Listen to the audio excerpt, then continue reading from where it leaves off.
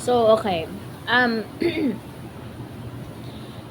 Meron kasi akong nakita, actually hindi lang isa, hindi lang dalawa, halos karamihan sa mga ah, gustong magsimula or sa mga nagsisimula na, 'di ba? Kailangan natin mag-invest ng magagandang quality ng gamit ng lashes. Katulad ng mga nakita nyo sa taas. Etong lahat ng to, available yung on hand ko na glue, available yung mga boxes ko on hand. So the rest of it, ito, nabibili lang yan sa Shopee. Then, ito, sa Shopee yan. Yung on hand lang ng glue at flash box meron ako, okay? Gusto ko lang sana ipaliwanag sa inyo sa mga may balak na magsimula, kasi nasubukan ko na-experience ko na ang kahalagahan paano pumili ng magandang quality ng lashes. Okay? Napakahalaga niyan kapag ikaw bilang lash artist gusto mo pang mapaganda yung mga gawa mo.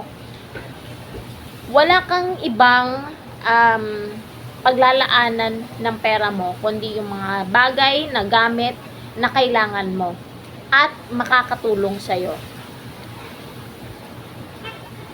Hindi sa pangbubudol o binubudol kita, hindi ganon. Kasi ganito kasi yun explain ko nang maigi sa'yo.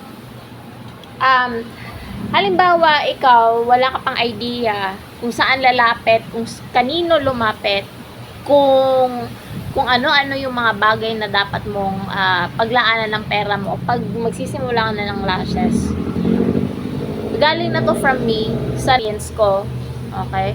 Bumili ka ng magandang quality ng glue. Glue is the very top investment mo.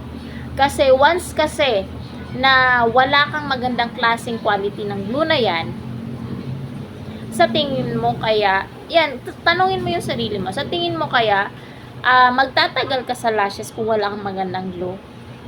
Hindi lahat ng mga glue maaasahan mo sa lahat ng bagay. Dahil sa oras ng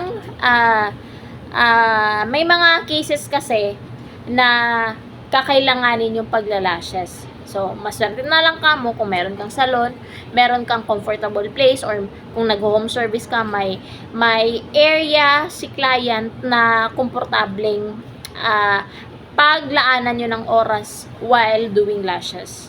Okay? So, in short, yung glue kasi na to, nakakatulong to sa atin bilang lash artist kasi bukod sa retention na maibibigay niya sa'yo, sa retention na maibibigay niyo sa inyo, take note ha, makakatulong to na talagang, alam mo yung kumpiyansa pa lang sa sarili mo, ay nako, fulfilling talagang may bibigay niya sa'yo. Etong glue na to, okay? In short, at the same way, yung client mo, mas pinagkakatiwalaan ka, yung client mo,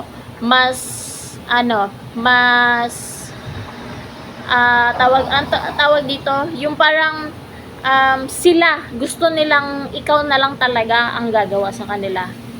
As in, masasabi ko talaga na you need to choose the right investment of your products. Katulad ng mga to, etong set na to, kung mapapansin nyo sa TikTok shop ko, meron yan. May A, B, C, D. Per kits yan, per price yan. Iba-iba yung presyo, iba-iba yung laman ng dami. Eto, worth, I think around set A, nasa mga 6,500 yan. Etong set na to, ganun yung kadami. Actually, may tweezer pa yan. Isipin mo na lang kamo na, 'di ba? Kung magsisimula ka na rin ng lashes, pumili ka ng maganda. Pumili ka ng maganda, lumapit ka sa akin, bilhin mo yung klase ng kits na to kasi andito na lahat yung mga kakailanganin mo. Okay, kung halimbawa hindi mo pa gamay yung pagvo-volume, pagfa-fanning, try kang mag-training 'Di ba? Mag-try kang mag-search sa account ko para ma-roll over mo yung meron akong mga ginagawa doon na makakatulong sa'yo, which is yung training ko nga, ayun nga. So, ayun, it's a big help na rin yung training. Then, isa sa mga hina-highlights ko nga, etong package na to, kailangan mo rin subukan yung kahit mga per piece lang. Kasi pwede naman bilhin kahit pa isa-isa lang muna, pero wag mong kakalimutan itong glue na to. Hindi mo pwedeng isang tabi yan, kasi napaka-importante niyan sa lahat. Alam lahat ng mga professional, lahat ng mga mas magagaling sa akin, na kapag wala kang lash glue na maaasahan sa lash industry, sa lash business mo, babagsak at babagsak yung lashes na tinatayo mo. I tell you that. Honestly, I tell you that 100%. Hindi yan